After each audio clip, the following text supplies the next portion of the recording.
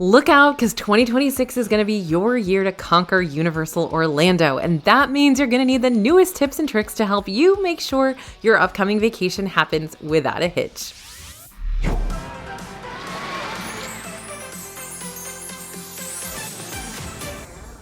Hey everybody, it's AJ for Disney Food Blog. With all the construction that Disney World will be dealing with next year, lots of folks are turning their sights away from the mouse and towards the scary yellow talking Twinkies, also known as Minions. But just because your allegiances have changed towards Universal, even just for a small sliver of your Orlando vacation, that doesn't mean you're not going to need tips and tricks to rely on to make your next visit better than your neighbors. So let's hash out all the new tips that you need to know for Universal Studios Florida, Islands of Adventure, and of course, that bright, shiny new Epic Universe. Okay, this is kind of exciting. Recently, Universal's been testing a premium service that looks really familiar to the Disney folk out there. To skip the lines at Universal Orlando, you can purchase a Universal Express Pass or Express Unlimited Pass to skip basically all the ride queue lines. Now, is it cheap? No, but it's very effective. And lately, we've seen Universal testing the waters for a new single attraction Access Express Pass. SAEP, I guess, is what we would use as the acronym, which looks a whole lot like Disney's Lightning Lane single passes, where you're going to pay per ride through. The two rides that we've seen this new service tested on so far are Revenge of the Mummy in Universal Studios Florida and Skull Island Reign of Kong in Islands of Adventure. Each single attraction express pass, whenever it's offered, costs about $25 per person. Note that this is only listed as a special offer, and it is listed as a limited time offering, so it may not be available all the time or when you're there. But it will be interesting to see what Universal does with this beyond the testing phase, since it could come in really handy for more popular rides like Hagrid's Magical Creatures Motorbike Adventure in Islands of Adventure, or lots of the rides over in Epic Universe. So, yeah, watch this space. Okay. I'm not just talking to the kids here, I am talking to all you grown-ups out there too. Universal's quick services, or their fast food locations across all their parks, have substantial kids meals, which are going to fill you up at a slightly cheaper price point than the adult portions will. And anyone is allowed to order them, even if they're not 9 and younger like the menus recommend. Some of the best kids meals we've come across so far include the Kids American Breakfast at Leaky Cauldron in Universal Studios Florida, and at Three Broomsticks in Islands of Adventure, which comes with fresh scrambled eggs, sausage links, English bacon, baked beans, grilled tomato, sautéed mushrooms, and breakfast potatoes. $14 for the kids portion, $20 for the adults. Both of these quick services also have a substantial fish and chips option for kids for lunch and dinner for $10 instead of the $20 portion for adults. The meatloaf skewer at Das Steakhouse in Epic Universe, which comes with grape jelly glazed brisket meatloaf served with grapes and fries, is just over $9 for the kids' meatloaf and $20 for the bits and pieces portion on the adults menu. And the Mario Mini Burger Adventure set from Toadstool Cafe in Epic Universe comes with a cheeseburger, truffle french fries, corn on the cob, broccoli, and a gold coin cookie, and it's $13 for a kid's burger, while the adult Mario burger goes for $19. So if you're one of those people that finds you want to sort of snack around a little bit instead of have two substantial meals in the park, or if you find that those adult meals just tend to be way more than you want to eat, grab those kids meals, man. They are much cheaper and they will fill you up. Want to have the best Epic Universe ride through on every ride you go on? Of course you do. So here are the seats you're going to want to be on the lookout for. Note, on rides that you can't choose your own seat, you can always request a certain seat with a team member. Just keep in mind that this won't automatically guarantee that you get said seat. It's always worth a shot, but be cool, okay? Okay. On Dragon Racers Rally, the front outer seats tend to be easier to spin than the middle ones. On Fire Drill, doesn't really matter where you sit on those bench seats. You could even stand if you prefer to. On Yoshi's Adventure, the right side will give you an unobstructed look across Super Nintendo World, but really both seats are fine. On Constellation Carousel, just pick the animal that you think looks the coolest. Or if it's easier on your knees, you can pick one of the bench seat options instead, and it's still going to lift you up and down along with the music like the rest of the animals do. On coasters like Curse of the Werewolf, Hiccup's Wing Gliders, and Stardust Racers, if you're looking for a smoother coaster ride, sit toward the front front, but if you're wanting one that cranks up the intensity, sit toward the back. Minecart Madness is a whole different coaster beast. It's going to be rocky no matter what seat you choose. That being said, if you want those track jumping effects to look all the more realistic, try sitting in the back row left side, which will block the jumping mechanism that could potentially break the illusion for you. On Mario Kart Bowser's Challenge, seating really doesn't matter. Even the back seats are elevated so you get a clear view of what's going on in front of you. So don't stress over front or back. Just make sure you actually know what you're doing before you board, which was my problem with this ride. I feel like I need a do-over. On Harry Potter and the Battle at the Ministry, those middle seats in the front and back row will give you a clear, centered view of the whole show. And on Monsters Unchained, the Frankenstein experiment, if you want more of a thrill factor during your ride through, go ahead and sit on the far right side of the Monsters Unchained vehicle. This is the angle where the monsters come out at you a bit more than the other seats will provide. Inside Universal Studios Florida, there is a building located in the Hollywood section that's constantly rotating out limited edition themes and merchandise and walkthroughs. But for a while now, this has been an exhibit for all things Wicked. In honor of the new movie sequel, Wicked for Good, Universal recently updated this free self-guided tour building with new areas as well as new props and costumes and photo ops featured in the film. Even if the experience is gone before you get over to this building, check it out anyway, because in the past we've seen quite a few fun pop-up experiences themed around the holidays and other movie releases set up in here, so you never know quite what to expect. If 2026 is the year that you're going to be visiting Epic Universe for the first time, A, congrats, you are going to love it, and B, let us help. Please let us help you. The DFB team and I made a free Epic Universe Ultimate Guide, which covers every part of this park, from the rides to the restaurants to the shops to the shows to the interactive play areas and more. We even have detailed maps in the back of the guide to help you find your way around while you're there. Even if you've downloaded this guide in the past, you might scan the QR code you see on the screen or click on the link in the description for disneyfoodblog.com/epic. Again, since we've recently updated this guide to be even more detailed than ever before. And yeah, remember, it's free. Now that the Tapu Tapu bands are gone from Volcano Bay, you're gonna need to know which Volcano Bay slides to hit up first thing in the morning before those afternoon crowds come piling into this water park and making the standby queues miserable. Two rides in particular tend to rack up the highest wait times, and those are the Ko'okiri Body Plunge, a slide that'll have you plunge into a 70-degree fall through a drop door and down 120 feet of slide, as well as the Krakatau Aqua Coaster, which will send your four-person canoe uphill and racing through dark twists and turns within the volcano icon of the park. The Kala and Tai Serpentine body slides might also be good ones to knock out as soon as you can, since this is another set of popular drop door slides that'll plunge you down clear intertwining tubes. So the queue for Escape from Gringotts over in Universal Studios Florida is both the best and the worst part about this ride. It's the best because the theming is phenomenal, but it's the worst because it's like the Energizer Bunny and just keeps going and going and going. If you're looking to cut down on your overall wait time here, using whatever means necessary, go to the left/back corner of the pre-show when Bill Weasley is talking to you about what all's going down here in the Gringotts scene. This is going to put you to the left side elevator, which is the elevator that opens up first and lets you pick up your 3D glasses before the right side gets the chance to. Okay, so we have a few more shortcuts for you that are going to majorly help with the flow of your park day. Secret path number 1, Minions Land to Hollywood. Instead of walking all the way around the lagoon, this path saves so much time and gets you near a set of bathrooms ASAP if you're on the hunt for these shortly after you enter through the front gates. And secret path number 2, the wooden bridge. Speaking of bypassing the lagoon, there's a wooden bridge shortcut at the back of the park that takes you over the water and into World Expo in Springfield, USA, home of The Simpsons. Again, this one will save you quite a few steps instead of having to walk all the way around the water. Secret path number 3, a hidden entrance. So this park entrance isn't always open, but near Despicable Me Minion Mayhem, you'll sometimes find a secret entrance that opens up into the Seuss Landing area of Islands of Adventure, giving you some super duper easy park hopping access if your park ticket has park-to-park capabilities. So I asked one of my friends the other day what they thought about their first ever Epic Universe visit, and they told me it was fine. Fine?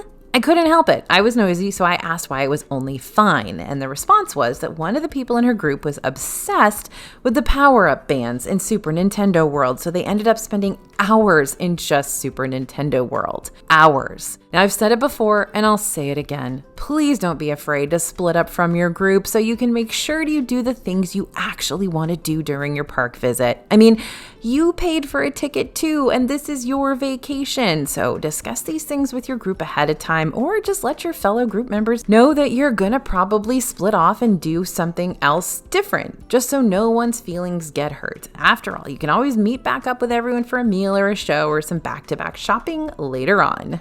So what are the differences between the lockers at Universal Orlando's older parks versus the new Epic Universe? Well, first off, Epic Universe's lockers tend to be a bit more spacious, so you may not have to worry about investing in a bigger locker for your bigger bag. Secondly, Epic Universe's lockers use facial recognition technology. To use it, you'll walk up to the locker bay, press a button, and a camera will scan your face. Once you approve the photo, a locker will open for you to stow your stuff. After the ride, you walk around to the exit side of the lockers, press the button again, and you'll have your face scanned a second time. Once the system recognizes you, your locker opens. Pretty easy. Now, if you don't feel comfortable using the facial recognition, you can still revert back to the way the older parks access those lockers, which will be through your physical park ticket. But if you ever have any questions about the lockers, or you're struggling to get something to work for you, don't be afraid to ask a team member nearby. That's what they're there for. Now, there is one way to bypass the ride lockers completely, and that's if your bag is actually a fanny pack strapped securely around your waist. Why would skipping the lockers matter? Well, in some situations where the lockers are in the middle of the ride queues, like for Monsters Unchained and Epic Universe or Velocicoaster and Islands of Adventure, it won't matter too much since you're not really going to lose your place in line. But let's say you're rope dropping a super popular ride that has lockers located outside of the queue, like you'll find for Hagrid's Magical Creatures Motorbike Adventure. Having to stop and store your stuff before getting into the queue could be the difference between getting in line when the ride's still posted at a 20 to 25-minute wait versus having to wait in a congested line for a locker while the line shoots up to a 45-minute wait. A new Wizarding World and new wands?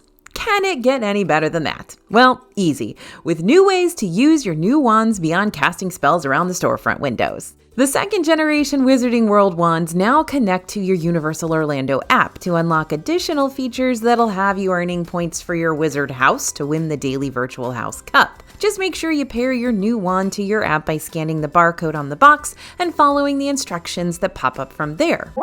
Okay, you see that little hole-in-the-wall shop over inside Diagon Alley at Universal Studios Florida? This here is the Gringotts Money Exchange, where you're going to be able to trade in Muggle money for Wizard money. Yes, Gringotts banknotes. You can spend these banknotes inside all the Wizarding World areas in the same way you'd spend regular Muggle dollars in real life. While you don't have to exchange your currency to purchase little trinkets and doodads and butterbeer in the Wizarding World, they do make your visit feel a whole lot more immersive, like you're a real live wizard. And don't worry, you can always transfer your banknotes back to Muggle money over at guest services if you so desire. Now, Fire Drill over in Epic Universe's Isle of Berk area is a family-friendly ride that has you boarding Viking ships and competing to outscore and outsoak your opponents on other Viking ships. But you can turn the tables on your own ship, or at least on yourself, if you aim for the blue mystery targets. The blue targets won't blast the enemy ship, they'll blast you. So if you hit them, watch out, because you're going to be in for a rather soaking wet surprise. Okay, yeah, I know your whole group of 6 all want to sit on the motorbike part of Hagrid's Magical Creatures Motorbike Adventure versus the sidecar. But don't be having that argument when your group is up to board next, because that coaster's not going to stick around for your group to reach a decision. Hagrid's got places to be, y'all. He's a busy man. You'll more than likely have plenty of time to figure out ride order while you're waiting in the queue, and if this helps your decision any, I actually prefer riding in the sidecar, even though the bike is really cool, just because it helps cut back on my motion sickness, and I feel like it's a comfier seat experience overall, more like a classic coaster seat versus riding on the back of a motorcycle. The majority of Epic Universe's restaurants, as well as a couple of the other newer restaurants in the other Universal parks, like Minion Cafe and Universal Studios Florida, for instance, are less of a fast food style joint and more of a blend between the classic quick service and table service concept. Instead of standing in line and balancing your tray like it's a carnival game, you'll first grab a seat like you would at a table service spot, and once you're sitting down, you'll use the Universal Orlando app to place your order. To make sure your food gets sent to the correct table, you'll plug in your table number manually while submitting your order or by scanning a QR code on your table. And then the food is brought out to you, meaning you don't have to worry about ordering your food and then searching for a table, which is one of my biggest pet peeves because it makes me feel like I'm back at my high school's cafeteria all over again, and all the popular girls don't want me to sit with them. Universal is scheduling some extended ride closures for 2026 that you're going to need to keep in your back pocket, just in case one of these experiences is a must-do for you. First off, over in Islands of Adventure, Jurassic Park River Adventure will have the longest closure for refurbishments next year, starting January 5th, 2026 and lasting until November 19th, 2026. Next, we got the Hogwarts Express, which runs between Universal Studios Florida and Islands of Adventure.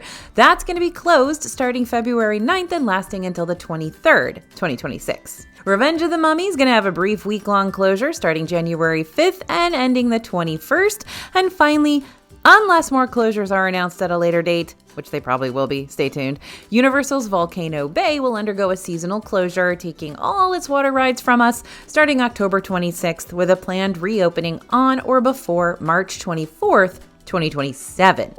So why not jazz up your next Universal Orlando visit with a little exclusive entertainment? Universal has more events and holidays that they celebrate throughout the year than you might realize. For example, Rock the Universe, a Christian music festival, will be happening in Universal Studios Florida on January 23rd and 24th. Universal Mardi Gras, the International Flavors of Carnival, will start up in Universal Studios Florida shortly after that, running from February 7th to April 4th. This is one of our favorite events at Universal Studios, and it's going to celebrate the big New Orleans holiday with floats, specialty eats, and family-friendly bead throwing. Universal Orlando has a whole season dedicated to all things Butterbeer and limited edition Butterbeer treats, which happened this year between March and May. So stay tuned for updates of if and when this season will start up again in 2026. I think I've seen that it will.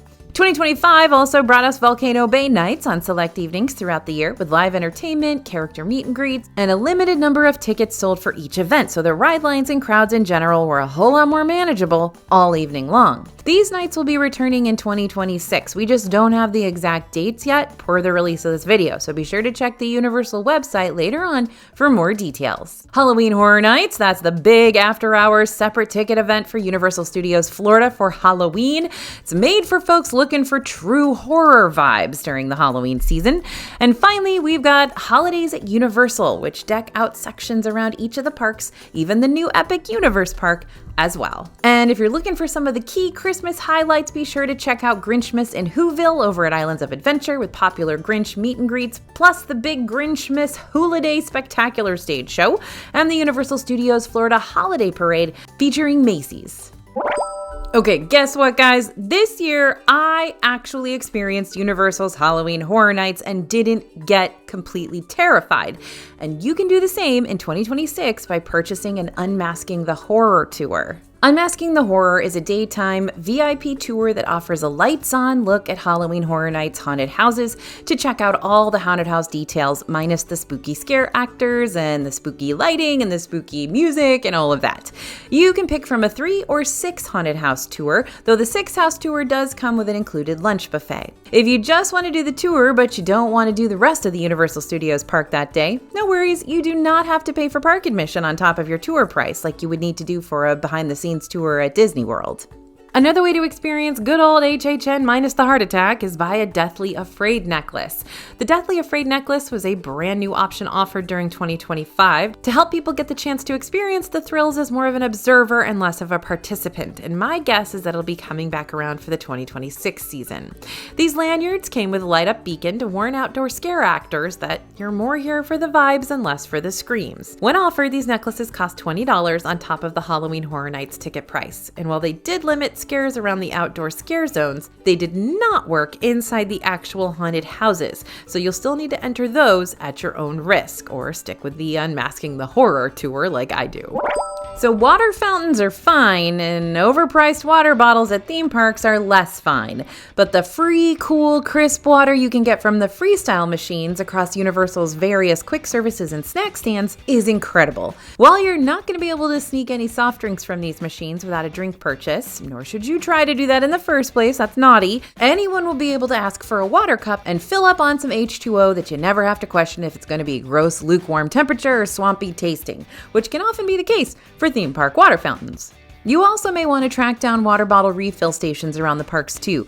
Universal has several refill stations sprinkled around their parks, including lots of new, fresh, and themed ones all around Epic Universe.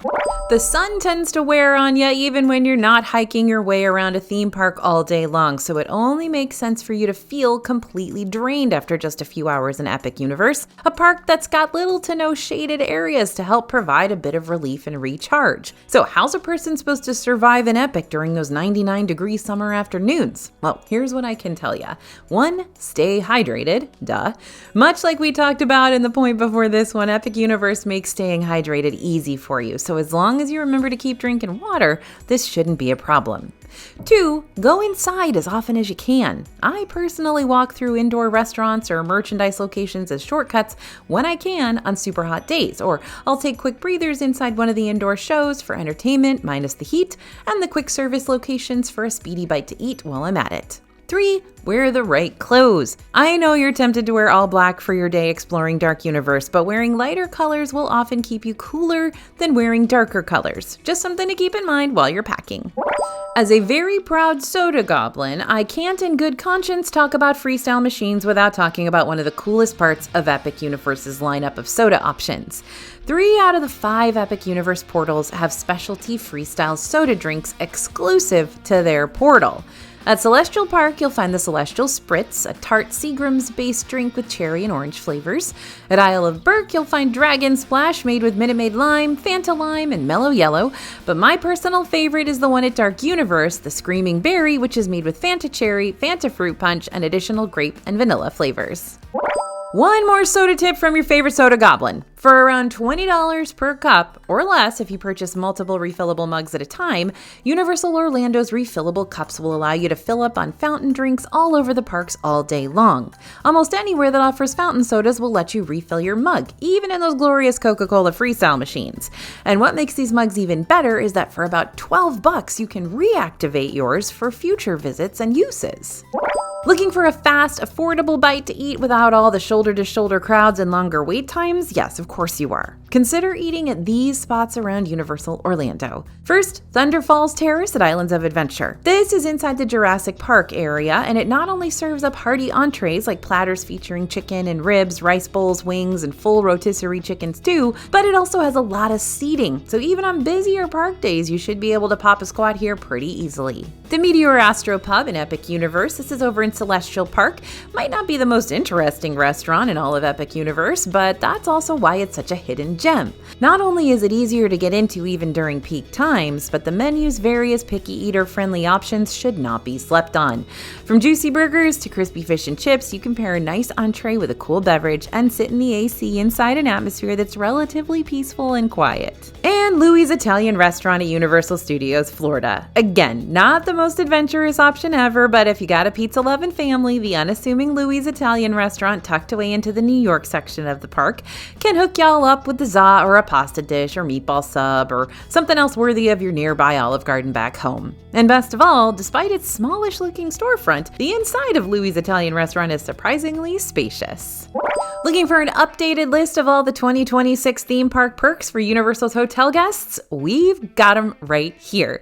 Of course, we've got to start with the big one first. If you're staying at Lowe's Royal Pacific Resort, Hard Rock Hotel, or Lowe's Portofino Bay, you'll get free Universal Express Unlimited passes for everyone under the reservation for the length of your stay. That means you can skip the regular lines at almost all the attractions across Universal Studios Florida and Islands of Adventure, but not yet at Volcano Bay or Epic Universe. You can still purchase Epic Universe Express passes separately, per day per person, if you want to use them during your visit. You just can't get them for free at the moment, along with a signature resort purchase. Now, guests staying at one of these 3 signature hotels will also get priority seating at many Universal Orlando dining locations, including select restaurants inside the theme parks and throughout City Walk.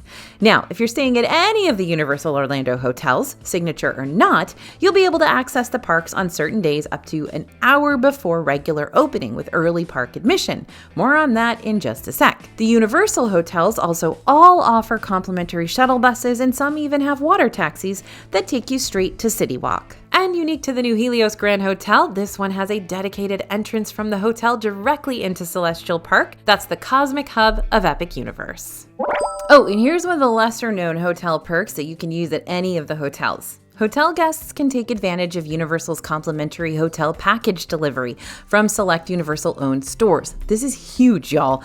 Buy what you like in the parks or City Walk, and Universal will deliver it to your hotel for free. Note, this service isn't available on your checkout day, and deliveries are typically made the afternoon after you purchase the item. You can pick up your packages at luggage services or the front desk, but if you'd rather ship any of your purchases home, Universal also offers a paid park-to-home option via FedEx. Remember, Universal's hotels aren't the only hotels with theme park transportation. So much like Disney has their Good Neighbor hotels that aren't owned by Disney but partner with them to provide similar theme park perks for their guests, Universal also collaborates with nearby hotels so that guests can still receive convenient theme park transpo services even if they're not staying directly on property. Just search for those nearby hotel options online and check your websites to see which ones offer theme park transportation perks. You might even find some off-property hotels that provide transportation to both the Universal and Disney parks. So, you know that early park admission perk for hotel guests I just mentioned? There's a catch to it. Early park admission changes a lot. Sometimes it won't be offered at certain parks during certain times of the year. Sometimes it'll offer more park rides and areas for you to access, sometimes fewer. I know, it's confusing, but the best way to find out if you'll be able to enter a park during the week of your visit is by going to the early park admission page on the Universal Orlando website and clicking on the link that says View Theme Park Hours for Availability. This will allow you to see all early entry offerings 3 months out at a time. Or if you're a Universal Orlando annual pass holder, you'll be able to access this perk every day it's offered. Meanwhile, for Universal hotel guests, you might only get early park access to 1 or 2 places instead of all of them. Epic Universe's triangle of new hotels, Helios Grand, Stella Nova, and Terra Luna, are still going to be a hot ticket item for those who want to spend more time in Epic Universe next year. After all, both Stella Nova and Terra Luna are within walking distance to the new park, and this signature Helios Grand literally has a dedicated entrance that opens straight in Celestial Park, as we mentioned. However, if you're on the hunt for a Universal-owned hotel that will get you free express passes for Universal Studios Florida and Islands of Adventure, and still feels all bright, shiny, and new, then you may want to turn your attention to the Hard Rock Hotel instead. Hard Rock recently wrapped up its $40 million worth of upgrades, which went towards revamping the kitchen restaurant, the Velvet Bar, the lobby bar, the building's exterior, and the guest rooms. So, is a club level stay at Helios Grand really worth it? Club Level is an upgraded room option that gives you access to a private lounge with snacks and drinks and special services. Pros for Club Level? All the rooms are on the 9th floor, right where the lounge is located, which is ultra convenient. Plus, it's nice to have a bite to eat and a quick drink that doesn't require you to constantly pull out your credit card each and every time. That being said, Club Level access rooms are on average over $1,000 per night. And for that price, it's kind of hard to justify this being a worthy splurge when the snacks aren't spectacular at the Club Level lounge, nor is there any sort of separate Club Level check-in, which is common for other resorts with Club Level options. So I don't know, maybe it's worth it for you, but if given the choice, I'd say skip the Club Level here and save your money by booking a standard room or one of the kids' suites, because at least those have rooms that are themed around How to Train Your Dragon. Rather than having to wait in those massive Butterbeer lines for the outdoor carts or the main 3 broomsticks queue, go ahead and bypass the 3 broomsticks queue entirely to order your Butterbeer instead. I know, it sounds like you're cheating here, and it kind of feels like it too, but stay with me on this. Hogshead is the resident bar in Hogsmeade, and it shares a side of its establishment with the Three Broomsticks. But don't let its facade fool you. This place serves more than just the boozy stuff. Most of the time, the line for Hogshead is a significantly shorter option to grab a butterbeer while still being kept indoors. Like the carts that are outdoors and uncovered can feel sweltering to stand in line after a while. And since we're on the subject of butterbeer, let's talk about where you can get one of these butterscotch flavored brews minus the theme park ticket. The Universal Studios store has a Wizarding World of Harry Potter section with lots of wizarding merchandise, including its own butterbeer bar. And that means you can get butterbeer anytime you want. As of right now, this bar only serves the cold and frozen options. So if you're looking for a little more butterbeer variety, like the hot version or the ice cream version, or maybe even the fudgy kind, then inside the parks is still where you're going to find all that. But as far as butterbeer goes, the stuff you're going to find here is still that classic nutty, sweet, and creamy staple treat that we've grown to know, love, and crave. You'll find single rider queue lines scattered all over the Universal Orlando parks, giving you a free way to potentially skip over the bulk of the main queue if you don't mind momentarily breaking up your ride group to make it happen. But here's the catch. Just because many of the Universal rides are equipped with a single rider queue doesn't mean they'll have one open and available all day long, especially if the single rider queue hits its max capacity. Once a Universal ride hits its limit, it won't take any other riders. Otherwise, the wait for a single rider will start becoming even longer than the wait for the ride's main queue. Okay, Pizza Moon inside the Celestial Park area of Epic Universe has mobile order options for dine-in and carry-out. Yep, that way you can have a hot pizza pie to take on the go with you, which could come in mighty handy if you're staying at the attached Helios Grand Hotel and are looking for a quick bite to carry up to your room after a successful park day.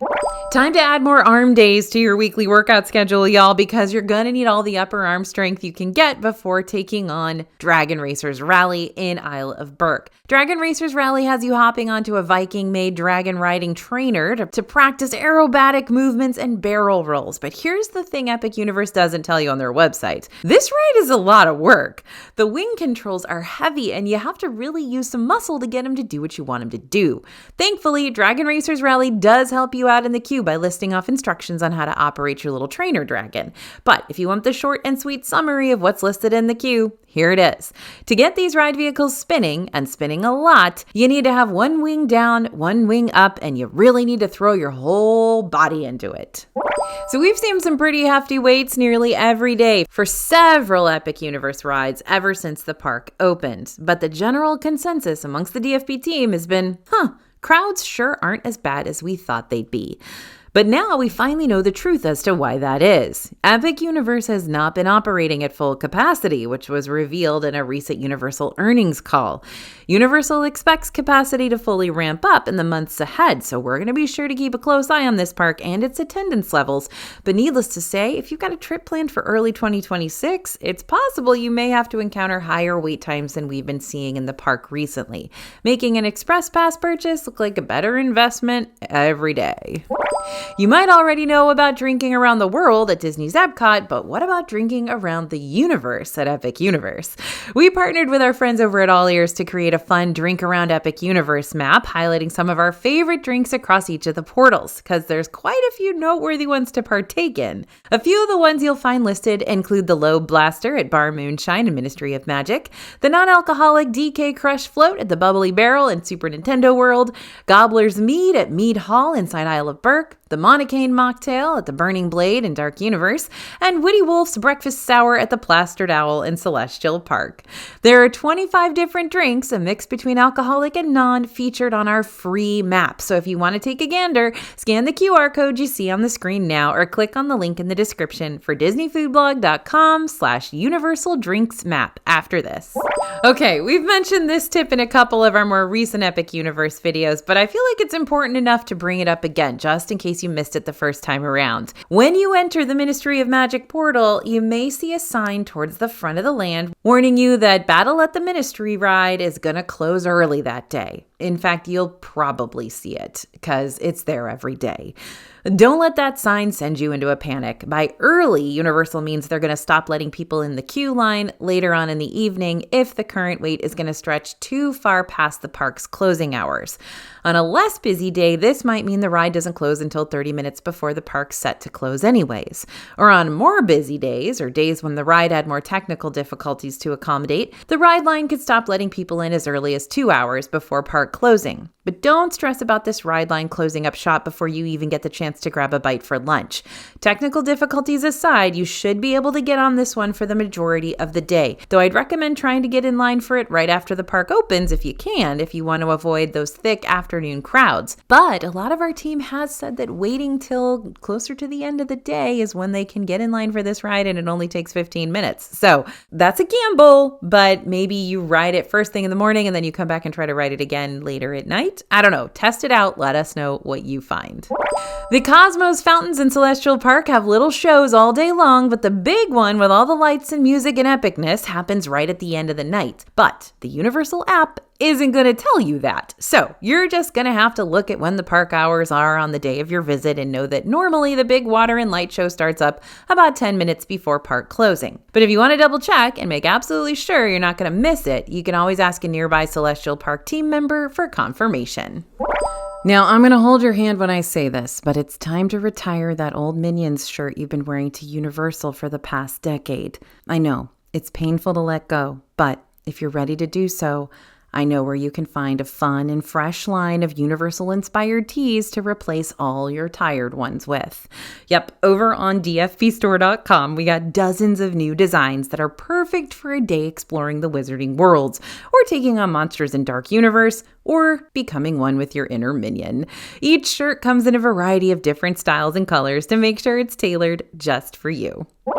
So we've seen this happen time and time again. The last hour of your Universal Park day equals the best time to hit up back-to-back rides minus the super long wait times, just like I sort of mentioned a little bit with that whole gamble thing with Battle at the Ministry. But why is that? Much like Disney World or any park day really, people get tired and want to go to bed, so they leave and they do that. So as long as the weather's cooperating and you're not waiting in line for, say, a Celestial Park ride over an Epic Universe, since wait times for those rides tend to increase the later you get into the evening, considering they kind of come to life a little bit with special lighting after the sun sets, you might find that the last bit of the night is going to help you accomplish way more than even early admission could do for you. Sometimes the Universal app might lie to you by saying a ride is going to be closed today when in all actuality it's only going to be closed temporarily. So why does this happen? Can't say for sure, but I do know that technical delays can and do happen, and sometimes rides start the day in maintenance mode, but open once things get all sorted out. The problem here is that the app can lead folks astray, causing you to write off a ride prematurely, when in reality, it might have been down briefly, but it's back up and running for the rest of the day. My advice, if the app says something is closed, especially in the first half of the day, don't assume it's a lost cause. Keep checking, give the app 10 to 15 minutes, then give it a quick refresh. Depending on what's going on, the ride might stay down, but it could also make a prodigal return, despite the initial claims of being closed today. So, while you're in line, just kind of keep checking and seeing if it sort of comes back online, because it might. Disney's not the only place for you to get starstruck. You can meet a lot of popular TV and film characters across Universal Parks, too. In just Epic Universe alone, you can meet Mario and friends in Super Nintendo World, Hiccup, Toothless, and the gang in Isle of Berk, the Universal monsters over in Dark Universe, and lots of other roaming characters, too. You won't always see characters listed on the Universal app, but our friends over at All Ears have a full list of characters you can meet across all the Universal Orlando parks, which I'll go ahead and link for you down in the description. Epic Universe closes all of its portals around 9 or 10 p.m. depending on when you're visiting. Well, almost all of its portals. Inside Celestial Park, the main shops and many snack locations will stay open for one more hour after official park closing time, giving you the chance to really focus on rides and shows and dining throughout the day. Then in that final extra hour of the night, you can get all your major shopping done around the Celestial Park storefronts, because they do have stuff in those storefronts from the other portals, FYI. By But when it comes to t-shirts, hats, keychains, and what have you, those are all perfectly fine to hold back on purchasing until the end of your day. But when it comes to those second generation wizarding wands or Super Nintendo World power-up bands, purchase those as soon as you can if you really want to get the most out of those interactive and pricey park souvenirs. If you're staying in a Universal-owned hotel or you're planning on going to City Walk before your Epic Universe visit, you can also purchase either of these items before you even step through the gates. Really, Universal? You want us to spend $45 on a power-up band that we only get to use when we're in Epic Universe? Good news though, all you fellow gamers out there, the power-up band can still be used even after your trip wraps up. Each power-up band can be used as an amiibo for any of your Nintendo Switch games that support this feature. Normally, amiibos are sold in stores near you as different Nintendo figurines, and these figurines can be linked to different Nintendo games to unlock new levels and characters and customizations and weapons to further enhance your experience. So maybe that $45 investment is just a little bit better. Universal loves to keep families fighting. Okay, maybe I should explain that a little better. Much like the power-up bands that you can use around Super Nintendo World have you earning coins to help out your team, and the second generation wands have you scoring points to help win the House Cup, there are also free ways you can compete against friends and family, as well as all the other Universal guests on site. These include Villain Con Minion Blast in Universal Studios Florida, Men in Black Alien Attack, also in Universal Studios Florida, Mario Kart Bowser's Challenge in Epic Universe, and like I mentioned earlier, Fire Drill, also in Epic. So study up on how these competitive attractions work before you go so you can better your chances of securing that victory. If you're not staying at a nearby Universal hotel, then you're gonna have to drive or take a rideshare over to the Universal parking garage to reach Universal's main hub, which is everything but Epic Universe and Epic Universe's 3 new hotels. This garage does cost around $30 per vehicle for the whole day. But if you come here after 6 p.m. to eat dinner at City Walk, parking is free. Constellation Carousel is kind of a fickle Epic Universe ride to figure out because there are pros and cons to riding it both during the day and after the sun sets.